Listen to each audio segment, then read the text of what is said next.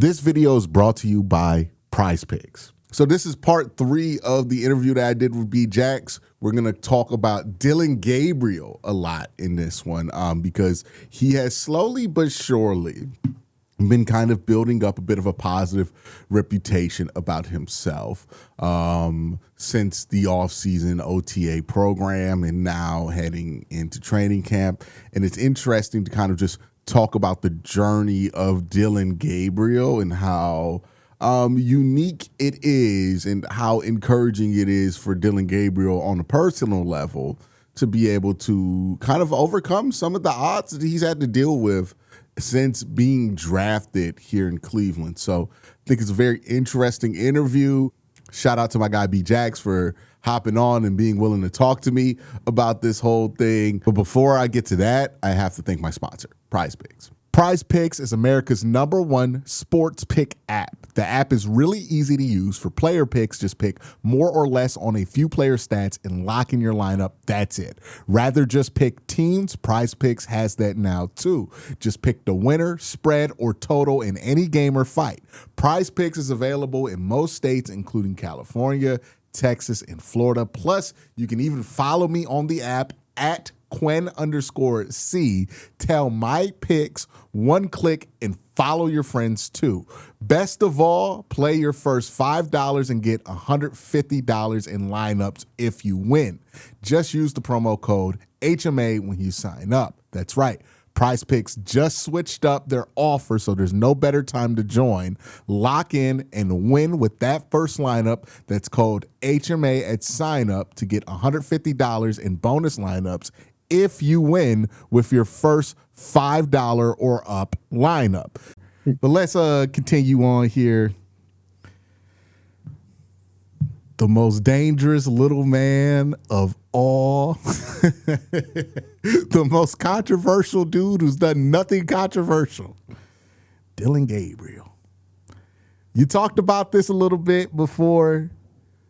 I talked about this in one of my camp reviews, but I think it's worth actually examining here.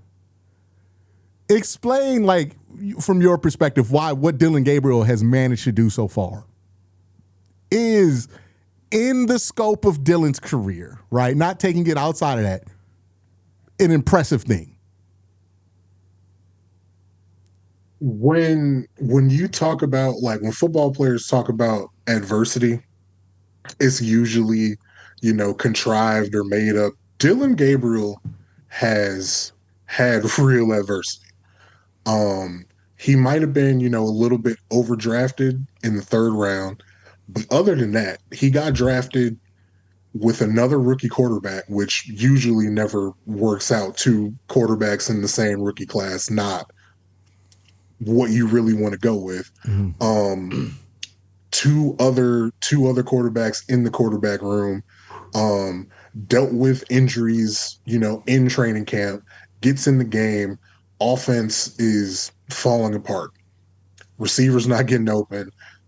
Offensive line not blocking, and his own physical limitations, his height, arm strength, all that. And now he's behind 2 of the most polarizing quarterbacks we may have ever seen in this league as far as fan base and fan opinion goes. And he's done nothing but work hard, and with the reps that he's been given, is producing at, not a crazy level. He's just doing well with what he's given. And in my comments, everybody wanted to point out he's doing against the 2s and the 3s. Yes, I know. It's not his fault. He's going against the 2s and 3s. All he can control is himself when they put him out there, and he's doing it, and he's doing it well. I mean, we said the same thing about Shador last year, right? Where it's like, hey, 100%. You just got to handle the task that's ahead of you. I think, there was so much here, right? And regardless of if it happened that way, the way that it was covered publicly was just so embarrassing to DILLON Gabriel, right? Mm-hmm. The whole number ordeal and how people handled that. I know people are making the point that Jared Verse said that DILLON paid him for the number, but it's because it got to a certain point to where Jared Verse had to say something because the perception was so wild at the time about number game, which I apologize. That was actually my fault. I thought I was making a fun little TikTok and oh shit. Nope. It got picked up. I didn't know it would get picked up. My bad, dog. Like, I owe you one.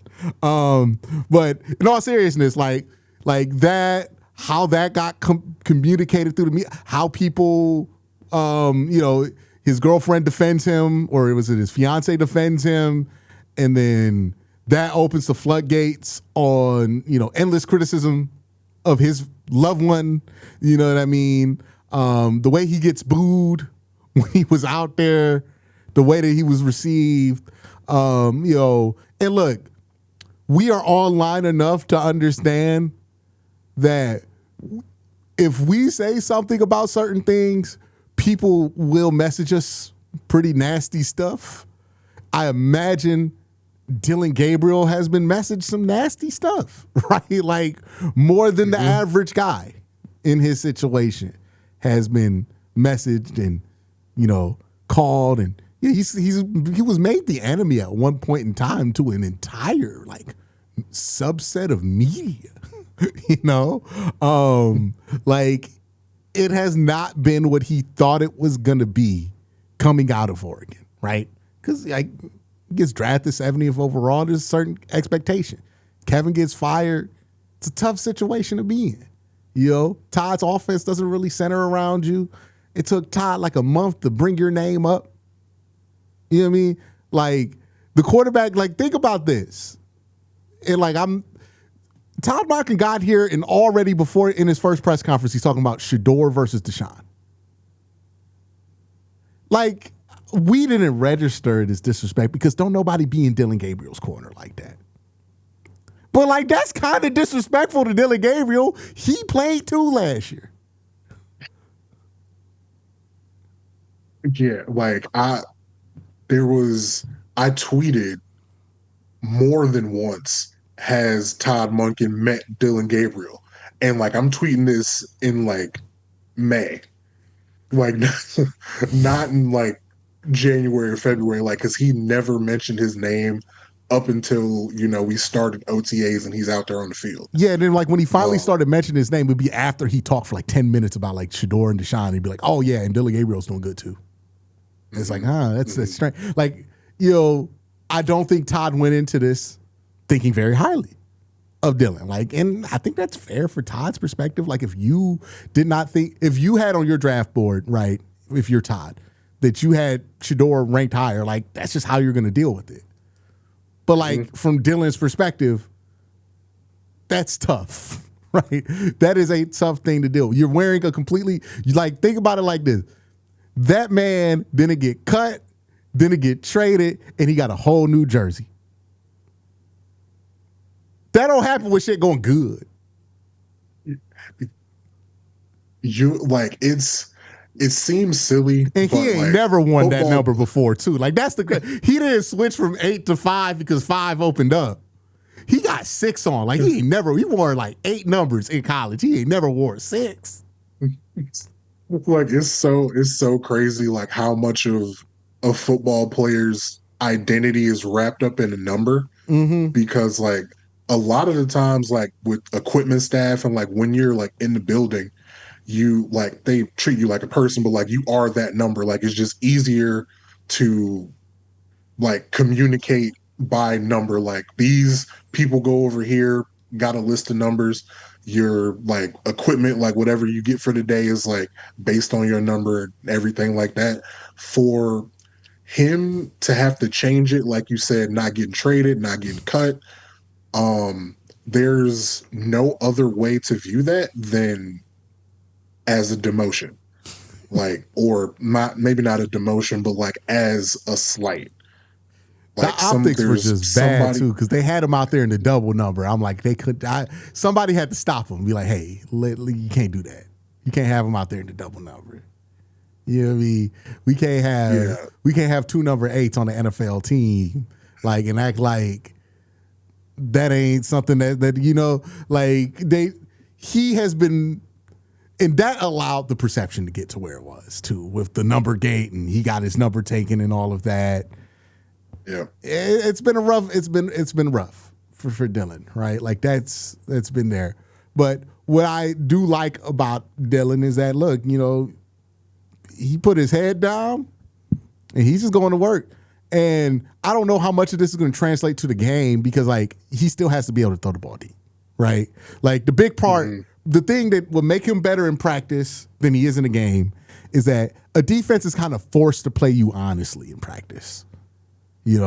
They can't just act like they know what the answer is because they're working on shit, right? They're not necessarily just game planning to beat you. They're working on stuff. right. So they are going to play you straight up.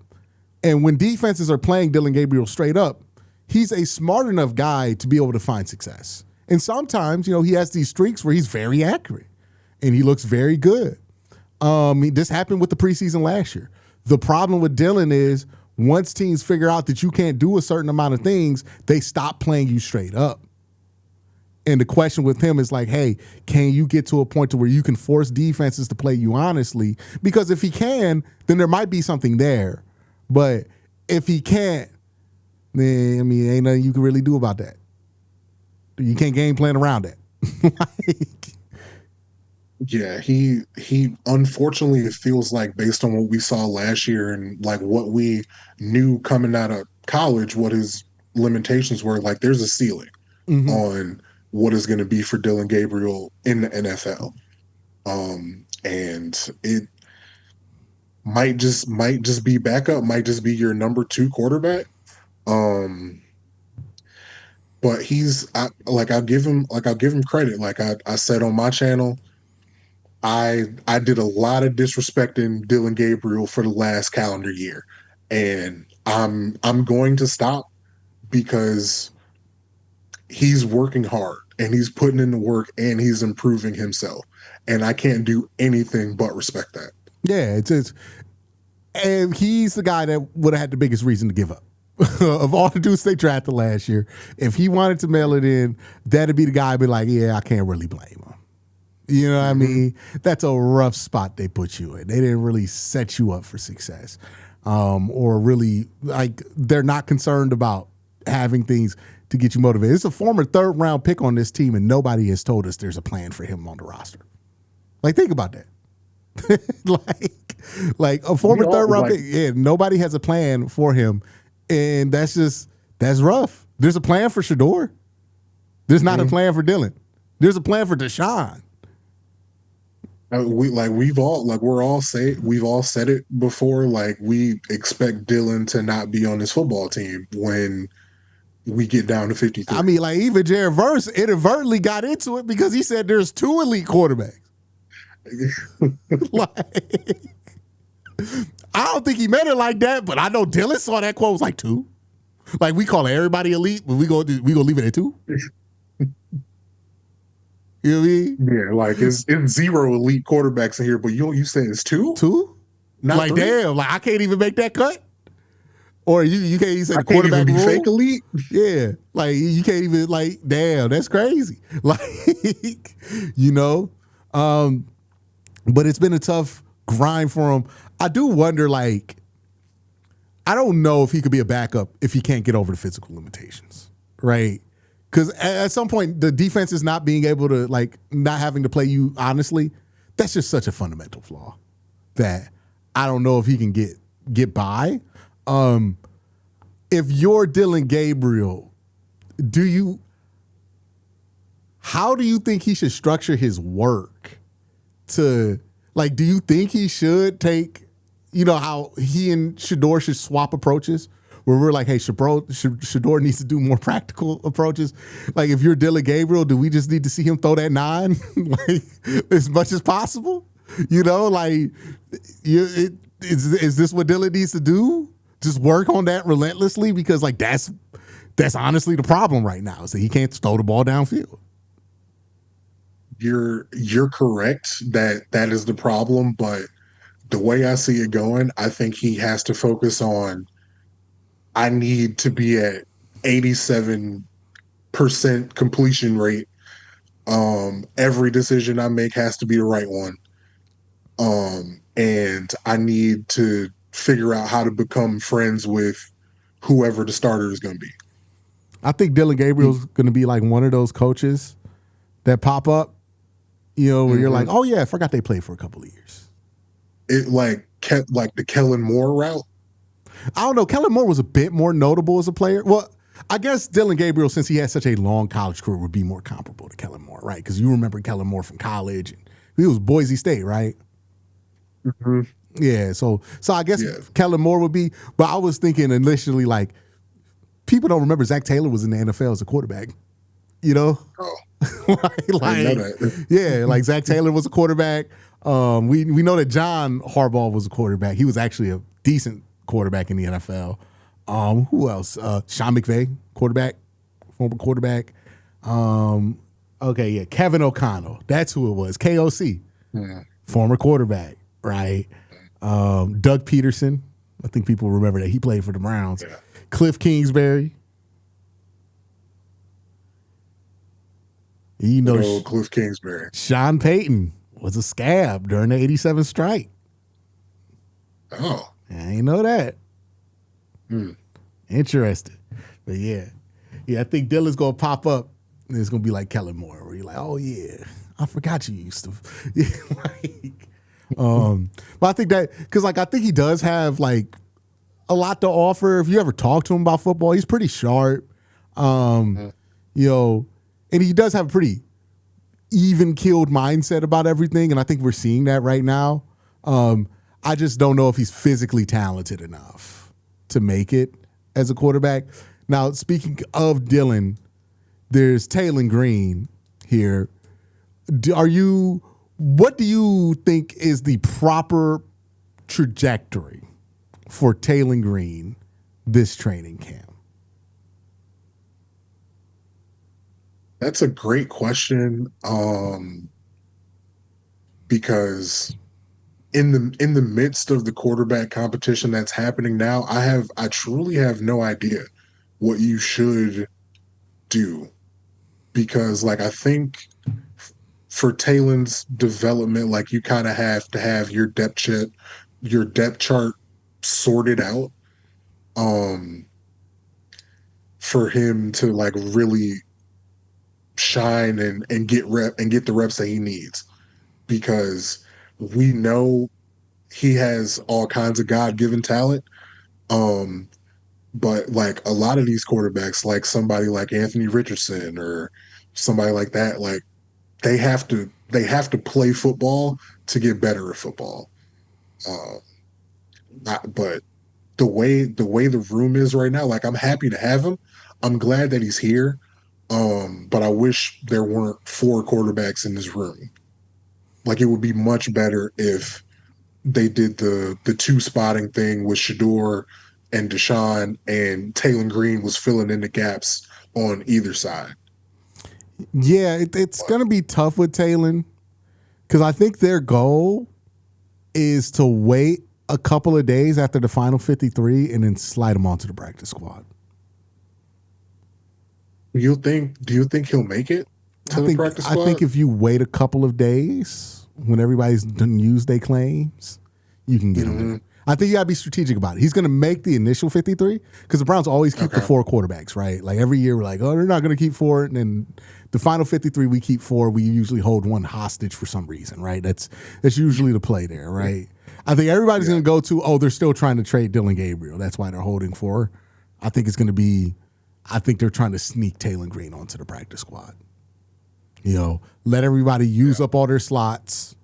So by the time they're maxed out, we're going to release Tailen Green week of the Jaguars game and then sign him back to the practice squad. Probably like that Wednesday. If sense. I have studied Andrew Berry well enough, I feel like that's an Andrew Berry move, right? The Andrew Berry muscles I have developed over 5-6 years of covering this man tells me that's some Andrew Berry shit that he would do. And it would be like, it might work out. You know what I mean? Gamble a 6th-round pick on it being a Wednesday. Feels about fair. Yeah, that makes sense because by the time you get there, like nobody's gonna try to play Tailen Green like Mm-hmm. at any point. So it could probably work. Yeah, because you got to put him on the roster, right? Right. And it's like a prospect at quarterback or a third tackle that you need. Mm-hmm. You know what I mean? They're going to force teams to make that decision, so they're not like making a luxury one. If you cut him in that first one and he's in that giant pool of players, somebody might take a swing at it. But once their roster is set for game week, they're going to probably make the swap out there. The key is like, who do you swap his spot out with? Which I think is going to be the interesting question. Is there somebody on PUP they can activate that they can kind of play with that timing? Or are they going to put somebody on their practice squad, maybe like an Aiden Huntington, that they can slide back to the active roster? There's going to be some kind of chicanery with that quarterback roster spot. And I think that they're going to have to play it for Tailen Green. That's going to be something interesting to watch too. And I want to see Tailen in preseason. My big thing with Tailen Green is like, if he wants to play quarterback and he wants to be 6'6" and he wants to be 246 pounds, then I need him to play like a 6'6", 246 pound quarterback. When you watch Tailen Green, you forget that he's 6'6", 246 pounds. You watch him and you're like, he's 6'2", right? Because he plays like a 6'2" quarterback. He plays just like Marcel Reed, right? Like he plays like one of those guys. He's always running out. Like, no, I need you to be big, right? And play like a big quarterback. That's the thing with him, though. About my big worry is we know how much the NFL loves measurables and loves combine testing. What happened for you to go in the 6th round if you were 6'6", 247 pounds, and you run a 4.38? The 6th round is crazy. Yeah, I thought it would be earlier than that. There were people like round sure. 2. There were people saying round 2, round 3, some of them. So, like, what happened? You know, like, it's a fair enough question to ask, right? Because, like, he's giant and he's athletic. And, like, was it just that he didn't want to play quarterback or didn't want to play wide receiver? So, like, out of spite, the NFL just took him late? Maybe it happens, right? You get, like, the way that happens, by the way, isn't like an NFL team goes, oh, you don't want to play wide receiver, and then we're going to draft you in the 6th round. The way that happens is that the NFL decides that your answers were just a little bit too rebellious to the order of things, right? And then you start hearing around from other teams that, you know, this guy, he doesn't really listen to coaches. Which might be a real thing because, like, if you watch him play, like, I don't know how much coaching he's listening to. Like, I'm just being honest. Like, that sounded like a crazy insult. I did not mean it like that. But, like, if you watch him play, you can tell it's like something's up there. They told him not to do that. Yeah, like, I know he's not supposed to do that. You know what I mean? I know he's not supposed to throw like that. Like, but why did he do that? So it's like, it might just be something that organically pops up and that's just a reflection of that. But also, like, it could just be people just saying, oh, he didn't want to play wide receiver. Who does this guy think he is? He thinks too highly of himself, and then that becomes the rap on you and why he went in the 6th round. But I don't know, man. That's the thing. 4'3" at 6'6", 246, they overlook shit like that all the time. But it might just be a thing where it's like, how do we put this guy on the roster? Because he's so raw right now. Yeah, I want them to figure out a way to use him, but I don't know. Like, he's this really fast, this really big guy, but I don't know if he is the playmaker with the ball in his hands that somebody like Jalen Milroe might be, and you're like, oh, we need to get a package plays for that guy. So it would be really tough to get him on a roster like that.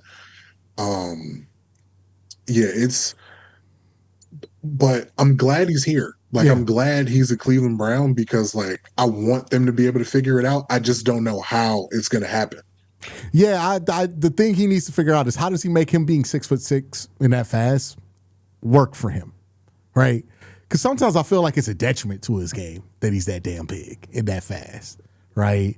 Like it don't seem like it's something that's like harmonious to him when you watch him play. It's like it feels like he's always fighting against it, and it's like, how do you make that work for you?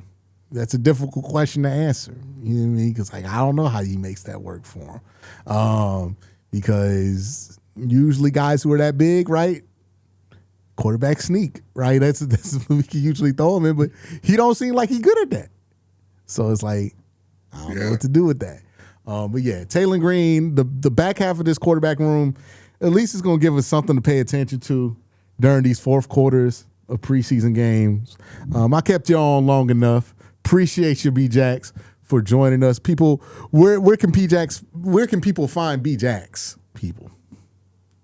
I am at BJack70 on every platform. Twitter, I'm not calling it X. It's on Twitter, Instagram, TikTok, YouTube, the BJack70 show, a couple times a week, every week, even more during, preseason and whatever. But, follow me, subscribe to the podcast. Appreciate you guys, that have already followed. Last time I was on here, got a lot of new subscribers from Quincy's audience, so I appreciate you guys there. But yeah, easiest place to find me is going to be on Twitter, and you'll get the links for everywhere else on there. All right. Shedeur starts the home opener. Well, no, not the home opener. Shedeur starts the opening game of the season. What's your stat prediction? Jacksonville Jaguars. Travis Hunter back, all that. Yeah, it's but you got the element of it, like, hey, he's going up against his old college friend. You think Travis gets him? I think he will stay away from him. I think he'll stay away from him. It feels like 191 yards, maybe a rushing touchdown and an interception. All right, rushing touchdown, interception. Yeah, I'm high on the Jaguars. I love Trevor Lawrence, so like I feel like that's going to be a loss for the Browns, but maybe I'll be shocked. I will say the one thing Shedeur has going for him is the big play, and I remember Jacksonville's defense was not necessarily the greatest at stopping big plays, but also the biggest culprit is on our team now. But he did a good job of shutting that down. His first time, and they don't have Greg Newsome no more, do they? They got rid of him. I haven't even paid attention. I try not to think about Greg Newsome. Nah, Greg Newsome on the he in the NFC East now. Him and George Pickens. I think he on the Giants. Is he really? Okay. Yeah. That's a hell of a locker room. Jackson Dart beefing with Abdul Carter. You got Greg Newsome dancing in the background somewhere. You got Cam Scatterboo doing backflips on torn meniscuses. That's going to be. They needed to be the Hard Knocks team. They got John Harbaugh in there, right? Trying to prove the world that it was not his fault. Like he's been very. I've never seen a coach more hell bent on trying to prove to folks it was not me. They are wrong. Okay. That's the whole reason he took this job. Like he could have took a year off and got a better job than this. Like he left. Well, he didn't leave. He got fired from the Ravens. And like he could have did the Mike Tomlin, where Mike Tomlin gonna be on NBC or wherever he gonna be. Nah, yeah, Mike gonna be on TV for a couple years, and his stock is never gonna be like it's gonna be incredibly high. They're gonna forget he went 9-7 every year. No, didn't do anything in the playoffs. He gonna be like, well, the Bills do have a job opening. Just snake his way back in there, and then he gonna run the big band. He gonna have the same fucking people Okay. Terrell Austin, all of these people, bro. He gonna raid all of these people who've been hiding in Arizona the last few years and bring them back to run the offense. Randy Finkner, he's back. Yeah. Like everybody, we gonna have to live with everybody acting like nothing ever happened wrong with Mike Tomlin to get to that place. They gonna be like, oh man, I think the Bills are gonna go all the way this year because they got Mike T. He's about to get away with it. He's about to get away with it because he's smart. John Harbaugh, I don't know, man. I feel like he's trying to prove way too much over there about the Ravens, and he's trying to do it with the Giants. And look, man, none of the rookie quarterbacks from last year I think looked particularly good, but only one of them threw for 37 yards in the whole game. Like, you know what I mean? I talk about the Shador's decision making needs to mature and be more disciplined. Jackson Dart's not immune to that conversation either. But we'll see what happens. It's going to be a fascinating year of football. I think it's going to be a fun year to watch the Browns as long as we keep it in perspective of where they are and have fun with it. You know what I mean? Don't sell yourself championship hopes this year, but I think you can still have fun and not win a championship. We done seen this team go under 500 and we had fun. You know what I mean? Yeah, just watch the wide receivers work. Just watch the running backs work. Be grateful Carson Schwarzenegger is on our team, and let's rock out. And I hope it's a good quarterback class next year too. You know, or maybe somebody emerges. But then that's a whole different conversation. But you know, if you're in the position next year where you could legitimately say, I think this is an attractive place for a young quarterback to go, that's a win. That's exactly where you want to be. Anywhere better than that, obviously, is better. But that's the goal right there. If we're like, oh, the offensive line figured it out late. These wide receivers are good. We got Harold Fannin and the running back and a good defense, some good special teams. You know, it's going to make it a hell of a lot easier to develop a quarterback when you give them actual margin for error. So that's the hope for this year. My name's Quincy Carrier for B-Jacks. I want to thank y'all for watching. Have a great day. Have a better night. Peace.